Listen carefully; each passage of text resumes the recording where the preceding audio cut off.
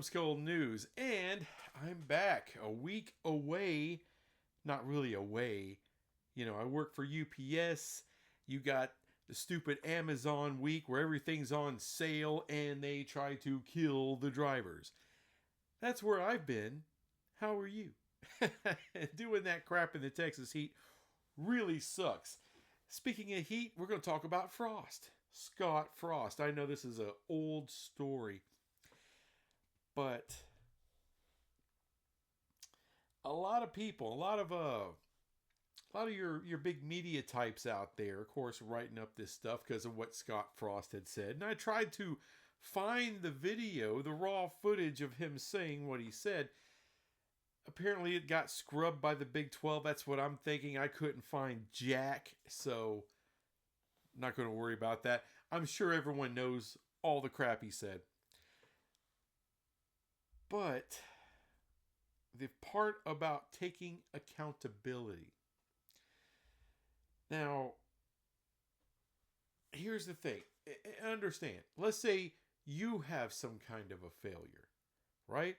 And, you know, at your job or whatever, and you feel that, hey, management didn't really have my back here.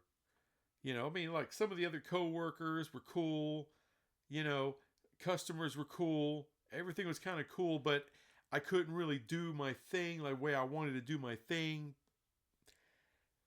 I'm sure we've all had that experience. Now, did he really talk about his shortcomings? Has he ever talked about his shortcomings in Nebraska? I don't know. But as I did my research,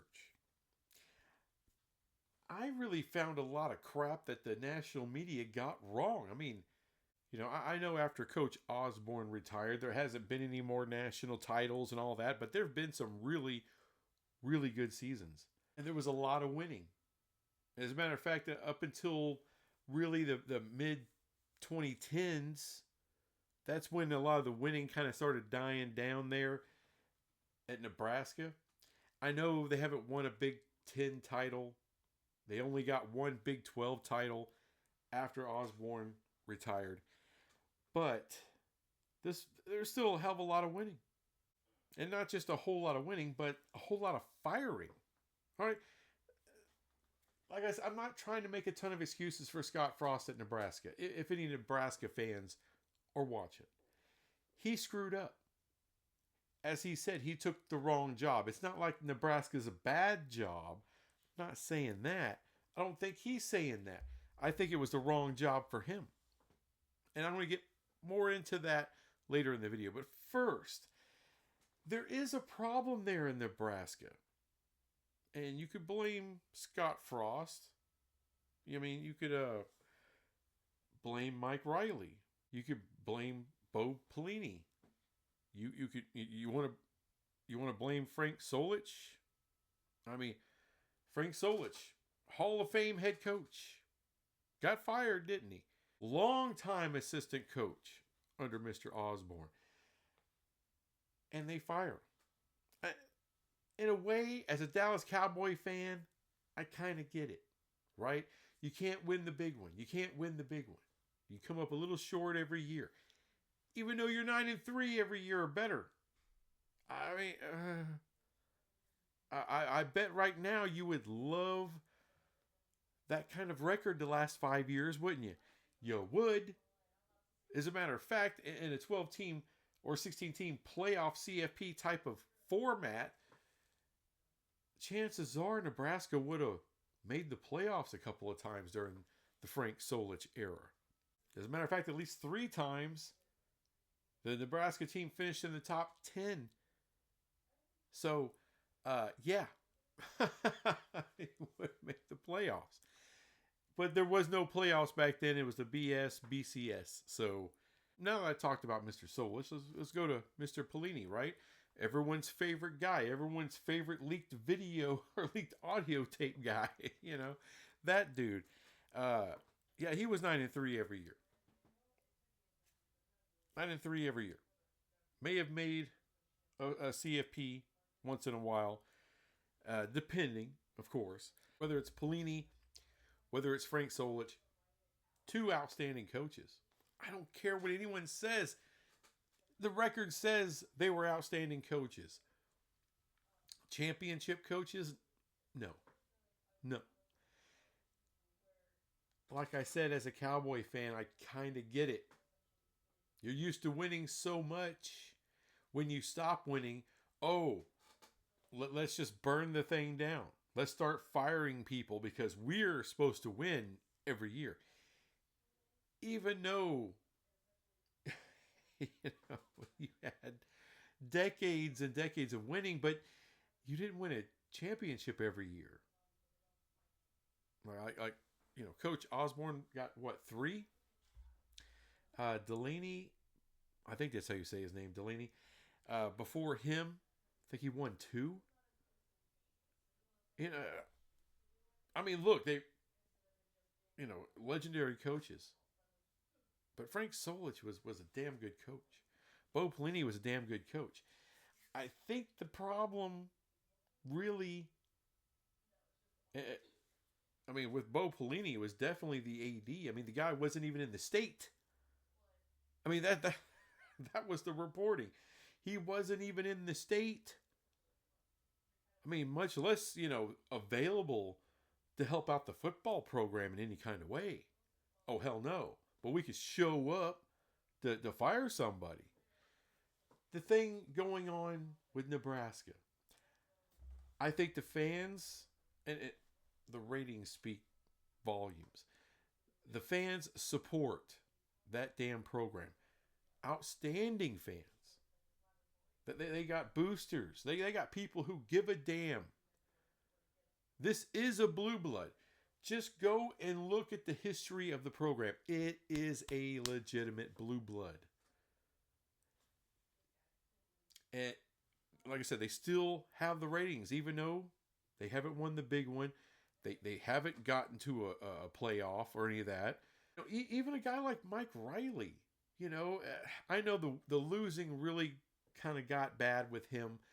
He didn't have a 9-3 year. Only there for 3 years. It's kind of hard to, kill a guy for 3. I can't properly judge a coach. You got to see at least 5-6 years to be able to judge his production and what he gave you. So 3 years, I know the last year was pretty bad. And especially when you go 4-8 after a 9-win season, that was disheartening and sucked.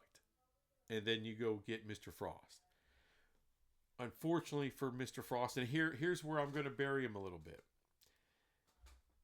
He shouldn't not have left UCF, and that's essentially what he was saying. His heart wasn't in Nebraska, even though that's his alma mater, even though he won a national title there. Everyone was super hopeful. All the national media is like, oh, what a hire, what an outstanding hire. I mean, just look around. There's a ton of guys who decided to take that bigger job at the bigger program. Doesn't always work out. I mean, especially when you're coming from a place like UCF and then you take a job like Nebraska. A legitimate blue blood job. I mean, let's talk about Rich Rod.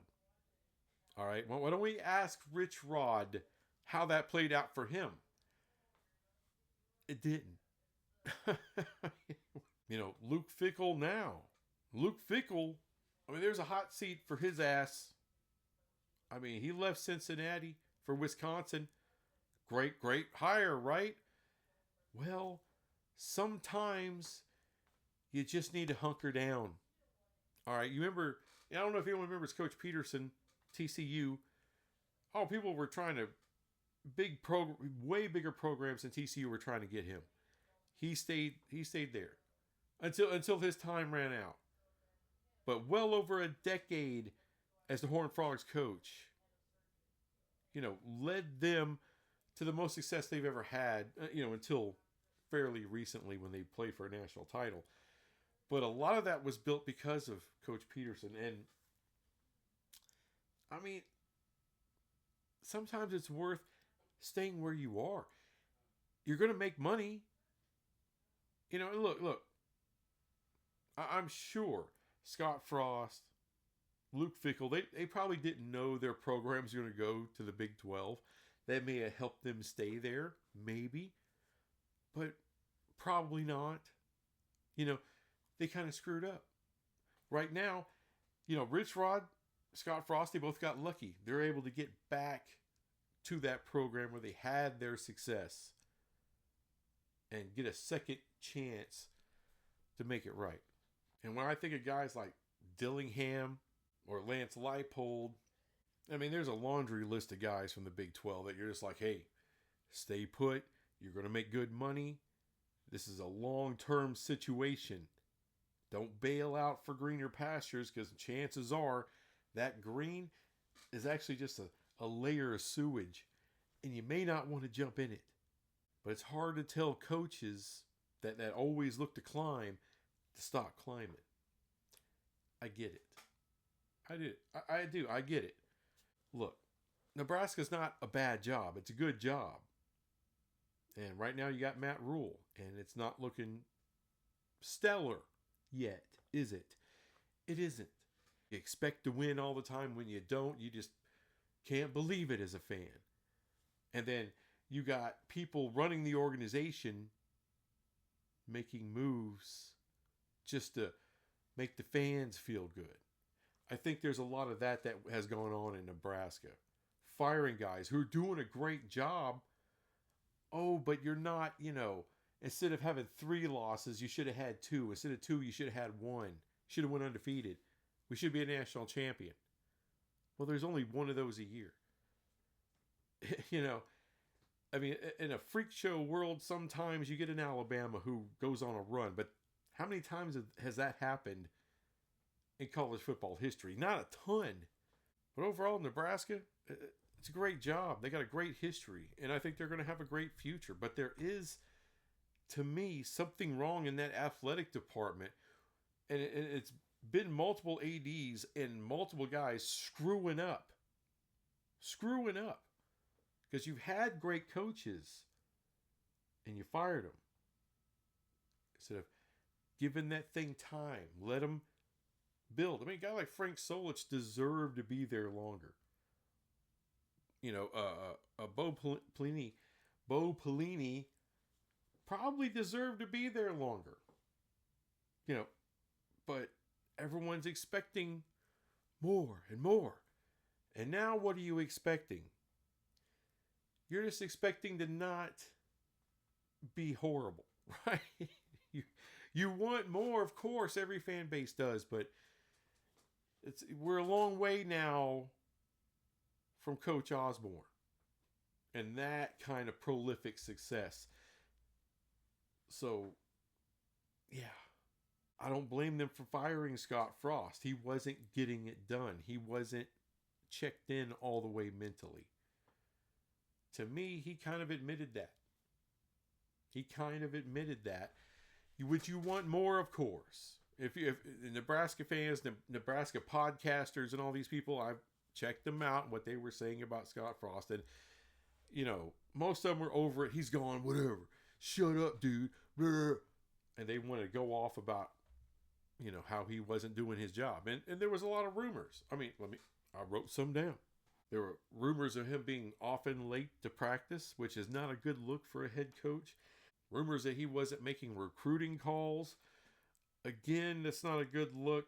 Assistant coaches complaining to the AD and all that kind of crap. But I think it's pretty obvious Scott Frost, in his heart of hearts, didn't want to be there. And that sucks for Nebraska fans. That's not who you thought what you were bringing in. You thought you were bringing in the next great one. And he flopped. Because even though it's not his alma mater, even though it's a place he never won a national title, it's actually Orlando. I think that's where he meant to be. Because look, Scott Frost can coach. I don't give a damn what anybody says. I mean, you think the Rams are hiring Scott Frost because he can't coach? Because he doesn't know football? He doesn't know his shit? Of course not. The national people's giving him hell. Everyone's giving him hell. In some ways, that's fair. And in some ways, it's like, why aren't we looking at it? Who's actually running the Nebraska athletic department? Or who's not really running it? Why don't we look there? Because if you have all these different coaches, some of them really good coaches, some of them good but not really getting it done, whatever the case, Scott Frost, who, no,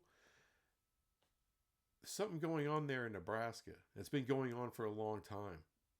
Since the Osborne era had ended, maybe people just don't know what the hell they're doing there. Because once you go through that period of time, not having the success that you want, well, and you keep firing coaches and hiring new ones and firing them, at some point, it's not the coach. That's all I'm saying.